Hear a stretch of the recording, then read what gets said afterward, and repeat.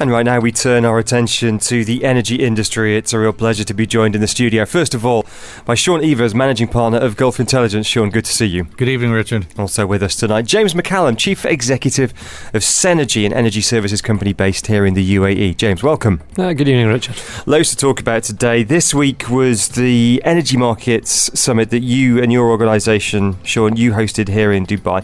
A whole bunch of stuff to talk about. The general theme, and we touched on this last week, was east of Suez, the emergence of an oil market, an oil trading market east of Suez, potentially with Dubai at its hub. Before the summit, we were speculating, well, is this really happening? Is it actually going to happen, or is it just a pipe dream? What was the evidence, Sean, that came out of the event for you?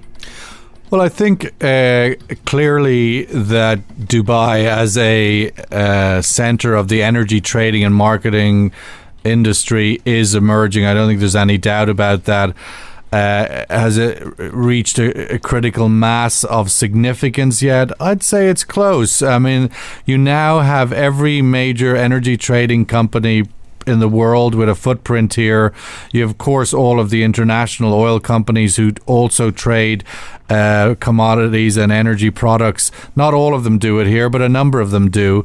And then, of course, the banks and Standard Chartered and others that have trading commodity desks. So, and then you have the exchange, the Dubai Mercantile Exchange, in which a lot of it revolves around. So I think, like a lot of industries in Dubai that are still emerging as not quite a global centre of, but certainly a regional centre of, but moving towards, I think, a global hub for that industry on a par with, let's say, a Singapore or that sort of, not quite New York, London, but a second-tier energy trading spot. James McCallum of Senergy, you're not an energy trader, you're an energy services company. Nevertheless, it's a related field. Do you think we've reached a tipping point yet in Dubai where we can say, yes, actually Dubai is now the energy trading hub, certainly for this region?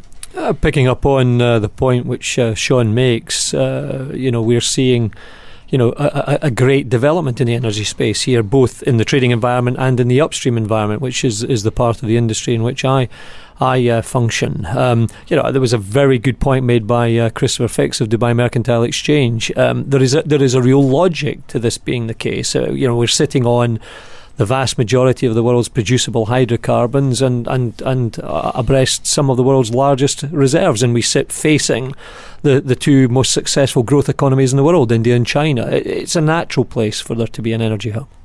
Sean, if we look at the issue of people and talent, there are more boots on the ground in Dubai than there were 5 years ago if we look at reasonably high-level energy talent, not just in the trading space, but generally organisations like James's, the big multinationals. To what extent do you expect this to continue in the coming years? I would expect it to continue to grow if the remuneration is there. I think the challenge is these are very high-skilled, particularly the energy trading space, the top end of James's business in terms of the scientists and others that operate on that level. They are very high-cost talent, and they are in big demand on a global level.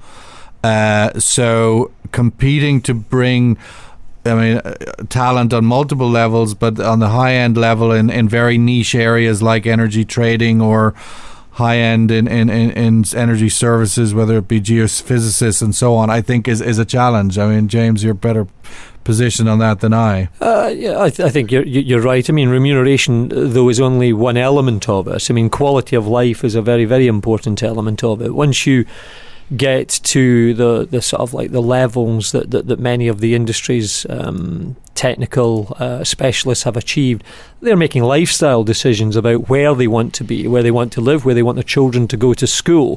Dubai is continuing to develop in all of those areas, but it's not something that we can get complacent about. The schools, need to continue to raise their standards. Energy. I think that's a very big issue, because I think that's really is not quite keeping up with the pace of where Dubai sees itself.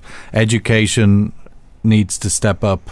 Any professional, whether they're in the energy industry or not, reaches a critical point in their children's education when they hit the level of around 14 years old. And what we see is that many parents continue to make the decision that that their children need to be in the UK and as or elsewhere, the United States, whatever, Central Europe.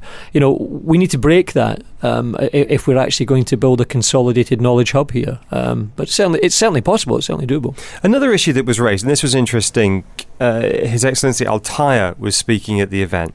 He runs DEWA, runs Dubai's energy operations, and he was talking in particular about providing enough energy for Dubai as a city, not so much the oil exploration and production and trading, but just looking at the needs of Dubai as a city and doing that in an environmentally responsible and sustainable way, and having a 20, 30-year strategy for that. What did you pick out from his comments? Well, I think it was, for me, I mean, there was a few things, but I think the synergy of logic and economics for all of us, and that is energy efficiency. I mean, DEWA cannot continue to grow and expand capacity to meet the forecasted demand growth. They've got to institute, as a country, as a city, like any other modern developed city, efficient use of energy, and with that essentially reduce the per capita consumption of energy, of electricity, and so on. And so I think that strategy, which is core to what Dubai and what DEWA and the Supreme Council of Energy of Dubai is trying to achieve over the next 5 years, is exactly the right way to go. It's not easily done. I mean, we all need to reduce our consumption, the amount of water we waste pouring into our cars in terms of washing them every day or whatever it might be. But conservation, efficiency, a greater efficiency in the energy consumption space is core to their strategy, and I think it makes sense. Energy efficiency is clearly something which we need to make some huge headway on in Dubai. I mean, in many ways, perhaps this is one of the most consumptive energy areas of the planet. That was certainly one of the aspects of discussion. I think the other one which I latched on to and took some heart from was the continued drive towards diversification of energy supply. His Excellency announced a new coal-fired power station for Jebel Ali coming through. He talked about the solar drive that's increasingly a part of the energy agenda here in the Emirates. I think that's very, very encouraging. We've also got nuclear up the road in Abu Dhabi. So what we're clearly seeing in terms of energy delivery is the United Arab Emirates moving towards a balanced energy story, which is very encouraging. It's good for the planet. Just picking up on your point there about solar energy. Solar's not something you spend a great deal of time on here in the Middle East at the moment, but it is something that Senergy spends an awful lot of time on, or alternative energy in other parts of the world. Any significant developments or game-changing breakthroughs in alternative energy, particularly solar, in recent months that suggest it can become cost-efficient in the reasonably near future? Well, if you take a look at the way that renewable energy has changed over the course of the last decade, I think different technologies will mirror the kind of efficiency improvements that we've seen, for instance, in wind. That's not a renewable energy source that's yet used in any great abundance in this part of the world. But over a space of about 7 or 8 years, we saw wind turbines move from an ability to generate at the levels of around 2 megawatts a wind turbine to surplus of 12 or 14 megawatts. So that's a 7-fold improvement in terms of the energy that comes from a single wind turbine. Solar panels, we've seen great advances in their ability to withstand very, very high temperatures. One of the strangest things for me has always been that in very, very high wind environments, most wind turbines have to be shut down, locked down. They don't work. And the same is true of solar panels. In very high excessive heat environments, they just don't function efficiently. And that seems a very strange thing to be the case. Technology's moved forward. We're now seeing, a gigawatt solar farm planned for here in the Emirates, and that's due to the advances in heat-related elements around that technology. So, I think we will see continued improvement in that space, and that will be good for this region. We're talking with James McCallum of Senergy, Sean Evers of Gulf Intelligence. More from them when we come back, including the issue of piracy, how that's impacting the energy industry, and also the emergence of Fujairah as a global energy hub. We're talking about Dubai, we talk about Abu Dhabi. Let's not forget the Northern Emirates.